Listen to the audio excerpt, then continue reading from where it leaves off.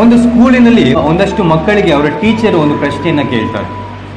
ಯಾವುದು ಕಣ್ಣಿಗೆ ಕಾಣುತ್ತೆ ಆದರೆ ನಾವು ಮುಟ್ಟೋದಿಕ್ಕಾಗೋಲ್ಲ, ಆ ಥರದ ವಸ್ತು ಯಾವುದು ಅಂತ ಕೇಳ್ತಾರೆ.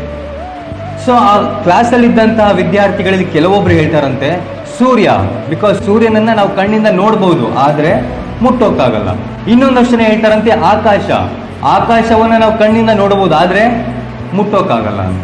ಬಟ್ ಅದೇ ಶಾಲೆಯ ಕಡೆಯ ಕಾರ್ನರ್ ಅಲ್ಲಿ ಕೂತಿದ್ದಂಥ ಒಬ್ಬ ಬಾಲಕ ಎದ್ದು ಕಣ್ಣಲ್ಲಿ ನೀರು ತುಂಬಿಕೊಂಡು ಅಲ್ಲೇ ಇದ್ದಂತಹ ಒಂದು ನೀರಿನಿಂದ ತುಂಬಿದಂತಹ ಮಡಿಕೆಯನ್ನು ನೋಡಿ ಹೇಳ್ತಾನಂತೆ, ನಾನು ಬಾಯಾರಿಕೆಯಾಗಿ ಸಾಯ್ತಿದ್ರೂ ಕೂಡ ಆ ಮಡಿಕೆ ನನ್ನ ಕಣ್ಣಿಗೆ ಕಾಣುತ್ತೆ, ಬಟ್ ಆ ಮಡಿಕೆಯನ್ನ ನಾನು ಮುಟ್ಟಕ್ಕಾಗಲ್ಲ ಅಂತ.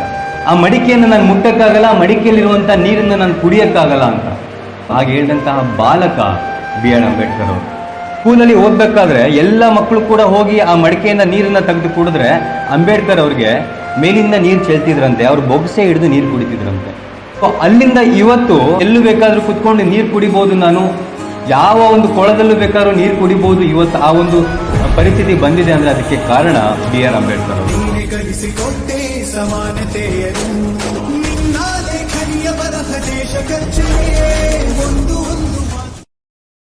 Download ShareChat.